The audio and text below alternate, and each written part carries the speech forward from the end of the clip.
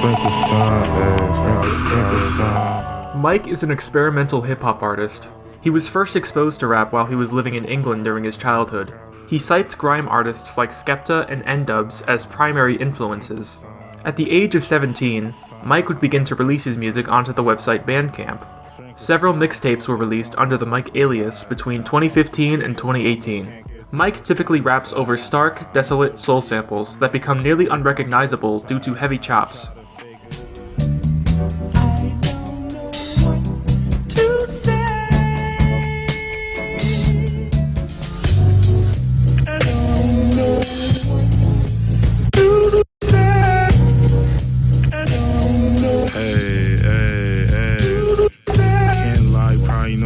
Take crimes. Shout out to your homie.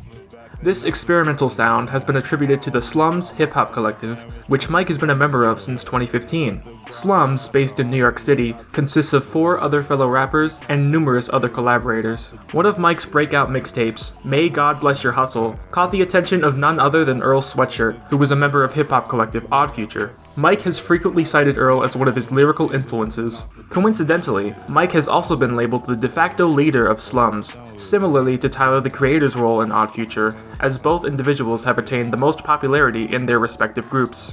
After shouting out the project, the two of them met in person and began working together on material, which ultimately led to the track All Star being made. I shot the sheriff, don't expect to get no calls from him. Tell the deputy next, remember Jigga got Crescent. In an interview with Bandcamp, Mike states the following. Earl paid $45 for Longest Day, Shortest Night, and then $15 for other mixes I made. He stressed the importance of knowing your own lane, of incubating and knowing those people around you, and helping them achieve their fullest potential. When everyone around you is doing great, that's when you do great yourself and grow, keeping that engine running. He said he appreciated my music because it's very reflective. I'm talking about horrible things that not everyone relates to, but he got it. Mike would go on to influence the sound of Earl's next record, Some Rap Songs, a 24-minute project released in 2018 that focuses on the passing of his father, South African poet Kerapitse Hosetsile. Less than a year after, Mike released Tears of Joy, a 20-track project consisting of songs that recall a similar story involving his mother's death. These two records have similar aesthetics, including very short track lengths, dark instrumentals, and even direct samples of the individuals the records are dedicated to. To have a home is not a favor. You are such a golden child, my golden child, my blessed boy. You shall be blessed forever, ever. I shall not die.